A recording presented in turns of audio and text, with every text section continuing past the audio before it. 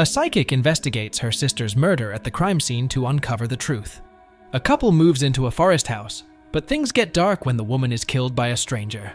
Later, it's revealed the true mastermind is someone else. Will he survive his fate? Strap in, movie enthusiasts, it's recap time! Today, we will be diving into the story of a horror film oddity from the year 2024. So, let's get started. The movie starts with Danny setting up the house while music plays and a camera snaps photos. Dr. Timmis, her husband, gets a call from Danny. She smiles, calling herself Mrs. Timmis, and mentions finding a signal on the stairs. She also asks him to invite her sister, Darcy, who needs company and won't get medical checkups unless Danny insists. Timmis agrees to check on Darcy. After they hang up, Danny sends her sister a message saying they're connected. Later that night, Danny goes to her car and senses someone inside the house. She shines her torch through the windows, but sees nothing. After locking the door, she hears the key turn again. Through the peephole, she spots a man with a prosthetic eye, Olin Boole. He claims to have seen someone enter while she was outside and warns they could be dangerous. She denies it, saying her husband will be back soon. Olin reveals he knows Dr. Timmis. He is one of his patients. She asks Olin what he would do if she let him in. He replies that he'll look around and leave if no one is there. She hesitates, and the scene cuts. In the next scene, a man hears strange noises. He steps outside and finds a brutally murdered body, with organs mutilated. Year later, Timmis visits Darcy, who is blind and runs an antique shop. She is holding a bell and Timmis asks about it. Darcy shares a story. A hotel bellboy was once pushed down the stairs by a drunk guest, breaking his neck. Days later, the receptionist rang the bell for a new bellboy, but the dead one appeared instead. Timmis laughs, joking that if Bell summons him. Darcy agrees, but Timmis dismisses it as nonsense. Timmis then hands her Olin Boole's eye, saying she wanted it, so he brought it. Darcy takes it, explaining she just wanted to see what was on Olin's mind when he killed her sister, Danny. She reminds Timmis of Danny's upcoming death anniversary, inviting him to visit. He declines, saying he and his new girlfriend Yana are busy furnishing their new house, but she can come to them instead. Darcy is surprised he's already seeing someone. After Timmis leaves, Darcy removes her gloves, touches Olin's eye, and sees something horrifying. Timmis returns home and asks Yana about her day, and she complains about feeling uneasy being alone at night, insisting that he adjust his schedule. In response, Timmis promises he will. While Yana is looking through old photos from Danny's camera, she shows Timmis a picture she took 2 days ago. Shockingly, Danny appears in it. Timmis dismisses it as a phenomenon of double exposure.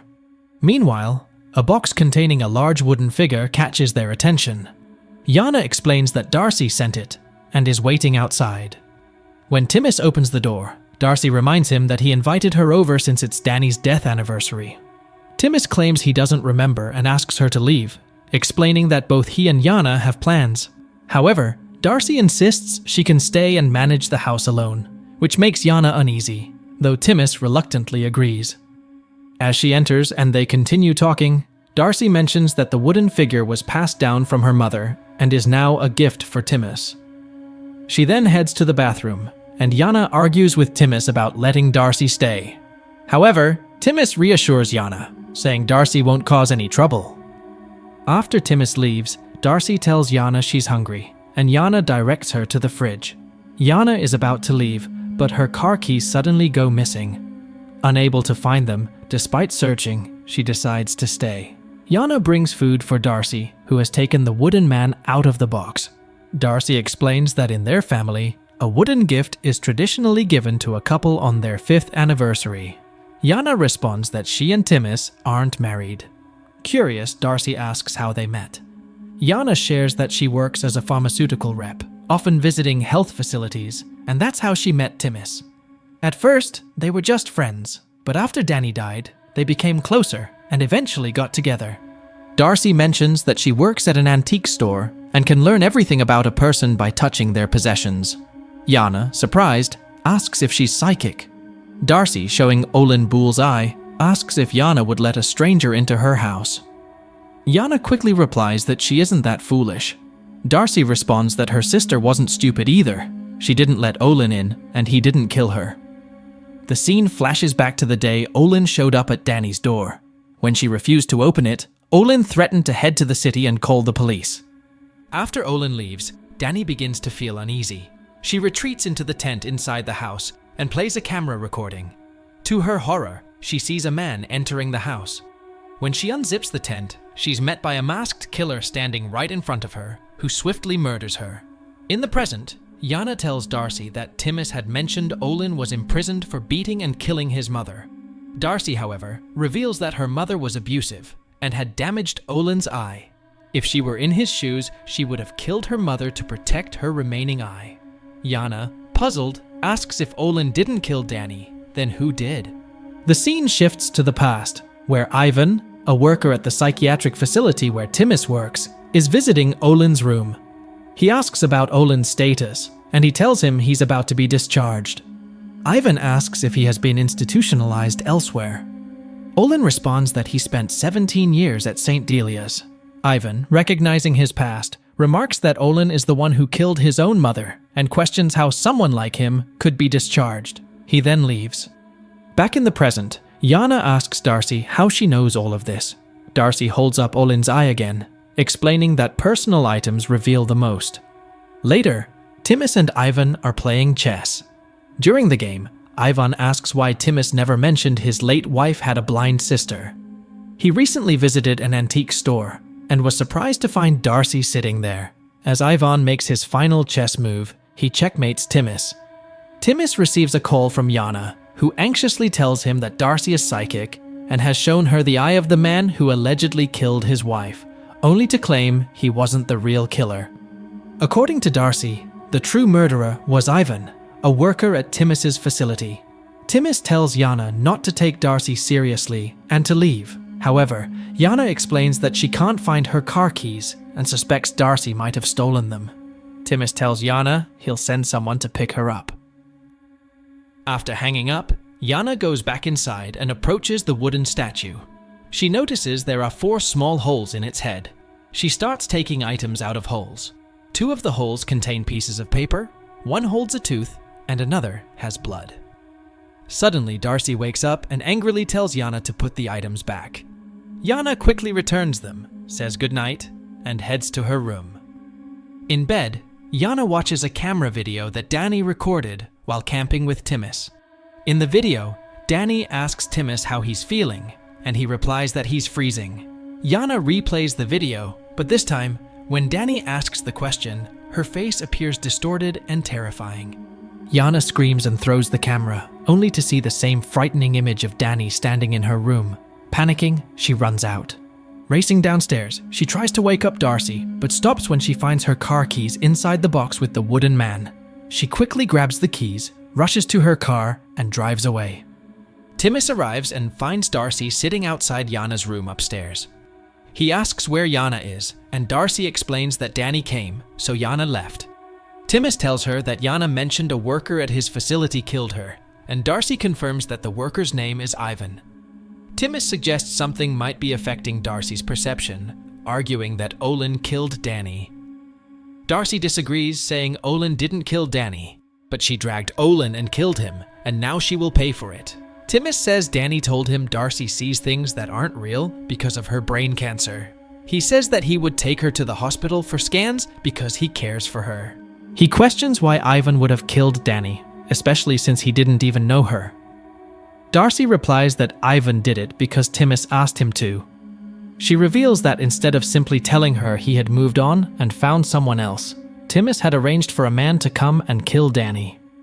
The scene shifts to the past, where Timmis is telling Ivan that Danny will be alone on Friday. Ivan asks why Timmis doesn't just divorce her, and Timmis explains that Danny wouldn't get over him easily. Ivan suggests making the murder appear to have a sexual motive to make it more believable. Timmis insists he wants Danny's death to be quick and painless.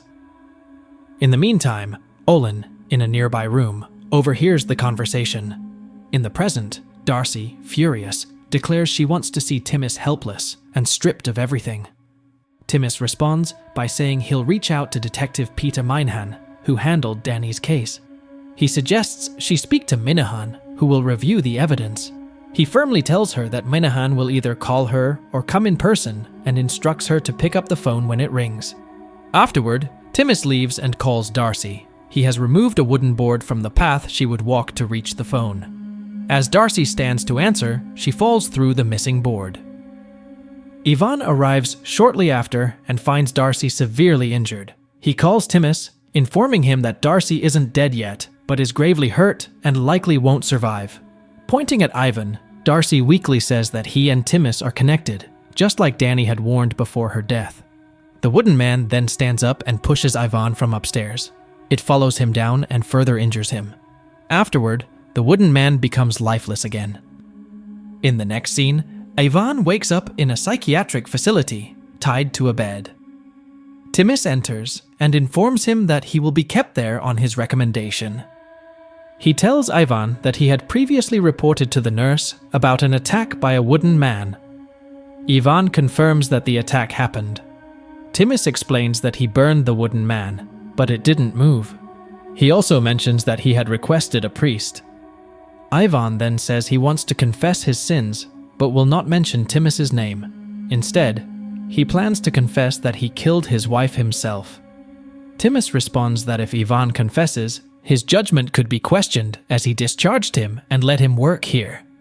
He explains that in this type of facility, if a violent patient kills another patient, it's usually accepted without suspicion. Soon, a deranged patient enters the room and starts biting Ivan's foot. Later, Timis is heading home when he receives a message from Yana. She tells him that 2 people have died in the house and she is upset that he is still living there. She asks him not to contact her again. At home, Timis finds a box left outside. He brings it inside and opens it, discovering the bell that Darcy mentioned earlier, the same one used to call the bellboy. Timis places the bell on the table, sits down, and after thinking for a moment, rings it. He looks around but sees no one. The movie ends with Timis smiling at the bell, while the bellboy stands silently nearby. I hope you liked the video. Don't forget to like and subscribe to our channel. Thank you for watching and see you next time.